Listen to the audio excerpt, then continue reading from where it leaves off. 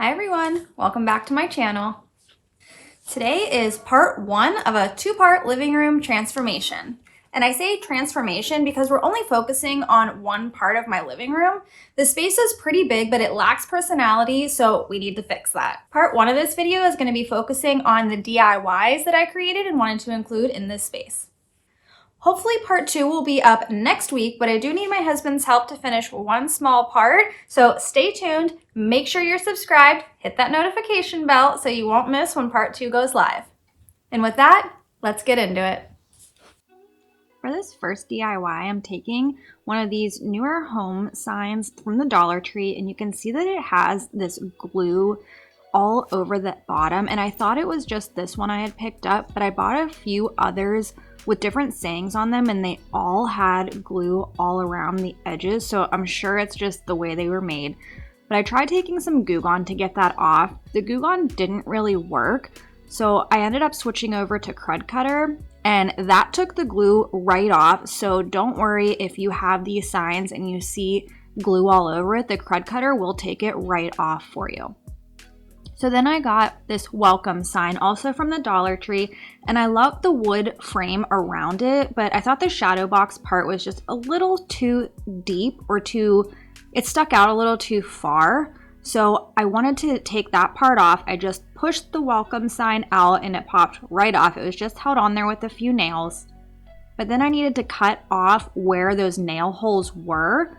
So I just took my box cutter on my cutting mat and cut those little edges off. I didn't even measure this, but it ended up fitting perfectly right in between the gray frame on that home sign when I cut this down. So it worked out well. But the next part, oh my gosh, I wish I would have saved myself the time in doing this. I didn't want that gray frame because I liked the wood element from the original welcome sign, and I was gonna use some of those tumbling tower block pieces as my frame, but they ended up they didn't really fit around, and I didn't want to have to cut any of the block pieces. So I thought if I cut off this gray frame, that'll work, and then I can just put the blocks how I want them. Well, that didn't work out either, and in the end I end up just using popsicle sticks. So realistically I could have just put the popsicle sticks over top of this gray frame because that's the same size it ended up being anyways. So if you end up doing this project, save yourself the time and hassle because this thing was really glued on there, and I did get it off. I had a few little rips in the paper that was on top, but you can't see it. It's covered by the popsicle sticks anyways, but definitely save yourself the trouble and leave that on there. So here I am just cutting down I used the really giant popsicle sticks that you can find at Walmart, and I'm just cutting off the rounded edges, and then I cut them down to be a little bit thinner, but they're thicker than like half of a popsicle stick. They're maybe like 2/3, I'd say. I don't know. Sorry about that. Real life over here. Anyways, back to the project. So I'm just using my T-square to make sure I have a nice straight line. I know some people use scissors to cut down popsicle sticks. I don't like doing that. First of all, I think it's really going to ruin my scissors a lot quicker, and I think a box cutter works just as well. So then I stain them with my antique Waverly wax, and then I'm just going to hot glue these down around in a frame. And that's it for this DIY. I think it turned out really cute. I love the wood element that's added to this, but then the gray, white, and black really goes nicely with my living room.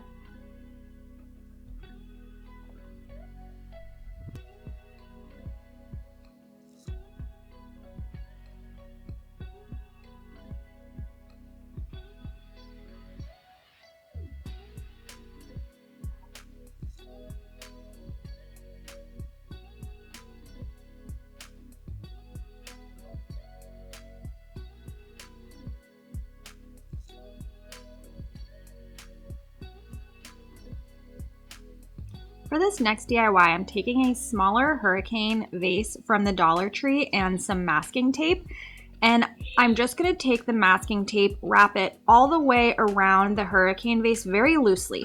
You want to have those like veins in there and the crinkling of the paper because we're going to be making a faux birchwood looking branch, I guess you would say. It's a vase, faux birchwood branch vase. I don't know.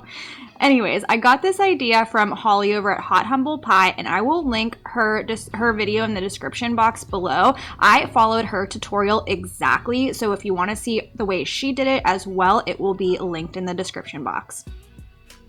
So you just want to wrap it all the way up, making sure to smooth down everything nice and tight against that glass, but making sure that those creases are still in there. And then you want to take some white paint and paint the entire thing. Next, you're going to take your X-Acto knife and just anywhere that you think there's a little bit of raised pieces, you want to just kind of shave them down a little bit because wood has imperfection like this. It's not all completely smooth. One thing I wish I would have done differently here is painted again after I did that step, or did that step before I had painted the white, because you can see the masking tape still through everything else, but you can only see it if you look really close. So now I'm going to take Territorial Beige from Apple Barrel, and I'm going to get a really dry brush. So I'm using a thicker chippy brush, and you want to make sure that most of that paint is not on your brush, and you're just going to dry brush all around the entire vase.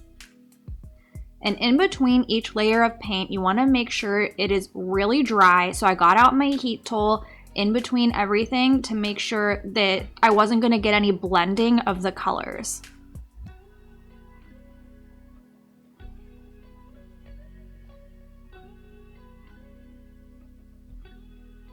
I just wanted to show you that step so that you know in between every single color we do here, I am using my heat tool.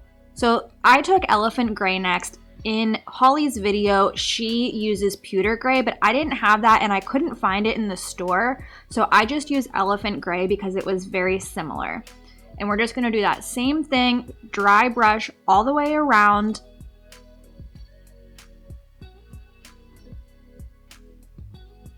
Next, we're taking Burnt Umber, and I did, again, use my heat tool and make sure this was very dry in between each layer of paint.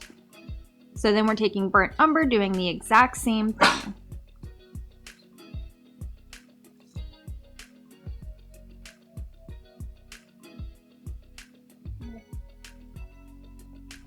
And I just turned my brush short ways, I guess, instead of fat ways as well, to get some different dimension in there. And here you can see what it's looking like so far.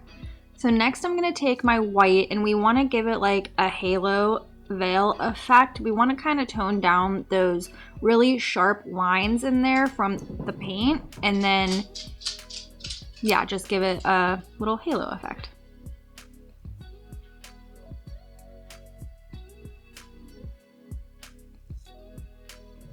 Next, I'm taking the Elephant Gray again, and this time I'm using my finger, and we just want to add in like those little knots that you would see in the birch wood bark. And I just put some smaller ones, maybe some little bit bigger ones, and wherever I thought it would look nice. Once I have those on, I'm taking Burnt Umber again with a small little detail brush, and you're gonna basically draw eyes around the pewter gray knots that we created to give some dimension.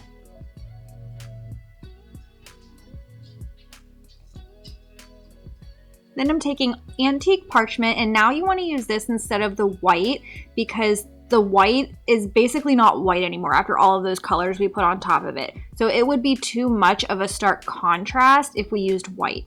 And you just want to go over everything again with that Antique Parchment. And the last step is to add in some pencil lines so that you get that effect that birch wood has. And that's it for this project. It was really simple. I think Holly's turned out much better than mine did, but I still love the way it looks. And here you can kind of see where that masking tape is peeking through a little bit, but like I said, you can only see that if you're looking really close at it.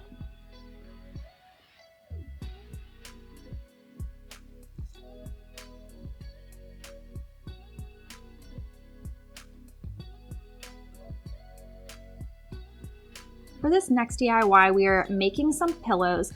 So I just took some scrap fabric that I had for years in my stash that I got from Joann's, and I cut down some rectangle pieces and I'm gonna hot glue it together.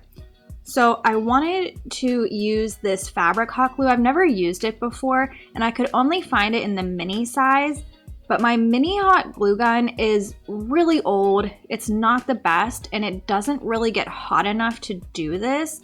So I don't know, I think I would have rather just used my hot glue gun, my regular hot glue gun, and I do make a second pillow in the buffalo check print, and I use my regular hot glue gun, which I thought worked much better. Also, this fabric glue stick, it says on the packaging that it dries clear, and it absolutely did not. It stayed that like milky white color, and I don't know if that was because it just didn't get hot enough or what the reason was, but I just didn't love it. Maybe I would try it again if I could find it in the bigger size. And it was the Surebonder one, so I know it's a good brand, but I don't know what the issue is. I think it was just because of my hot glue gun that I have that's just really crappy and old. But this one I am gluing right sides together, and when I do the buffalo check, I just do it the opposite. I glue it wrong sides together so that it just gives a little bit of a different effect. Then I'm going to turn this inside out and we are going to stuff it with some polyfill.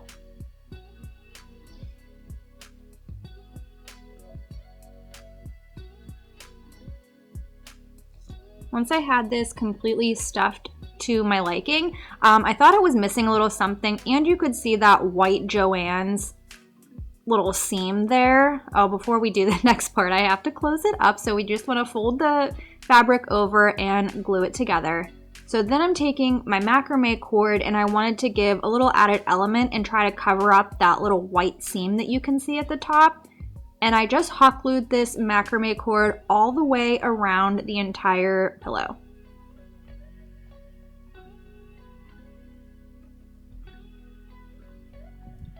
And last, we're just gonna make some tassels. So I'm taking this macrame cord and a scrap piece of wood from my garage and just wrapping it around 2 times. Then I'm going to pull the cord, this macrame cord apart so that I have 3 separate strands. I didn't want my tassels to be too thick. So then I'm just gonna take those pulled apart strands, wrap them around my board again 2 times, take another little strand that I had cut and use that to tie the knot before pulling it off the board. And then I'm just gonna cut my loops apart. So this next part, I wanted to get real close for you guys so you could see what I'm doing. And I took another piece of the pulled apart cord, take the one end and make sure it's sticking up above the head of the tassel, and then loop it around my finger. Then I'm gonna take my thumb to hold everything in place, still with that loop around my finger, and then the part above the head of the tassel. Then I'm gonna wrap the cord around 3 times, not wrapping it around my finger where it has the loop, but just around the tassel. Then I'm gonna pull my finger out and take the part that the end that we were wrapping around the tassel and pull that through the loop. So this is what's going to create our knot. Then you're gonna take the first end that you had sticking up and pull that. This is gonna create your knot and conceal it underneath of the wrapped part of your tassel. So pull that nice and tight.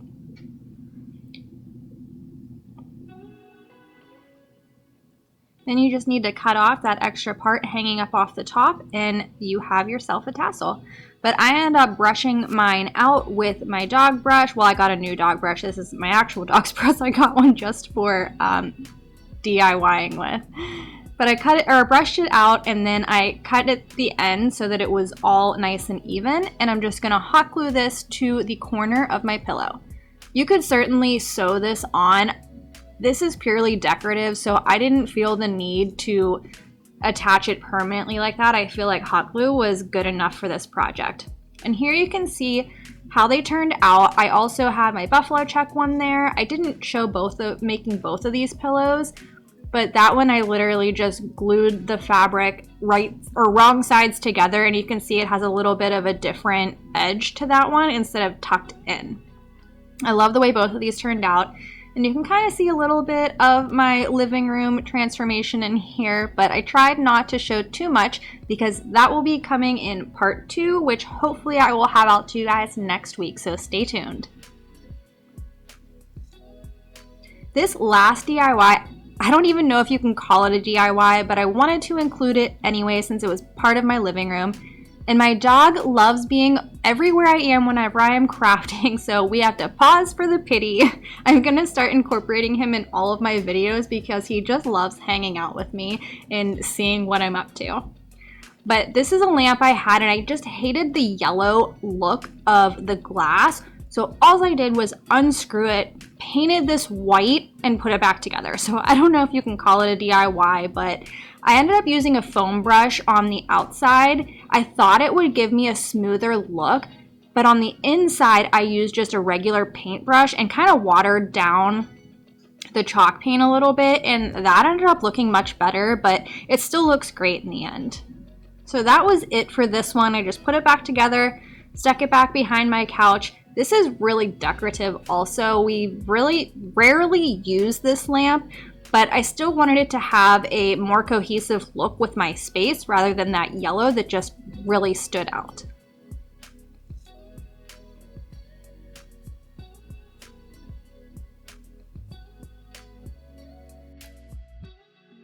And that's it for today's video. Let me know which project was your favorite and stay tuned for part 2.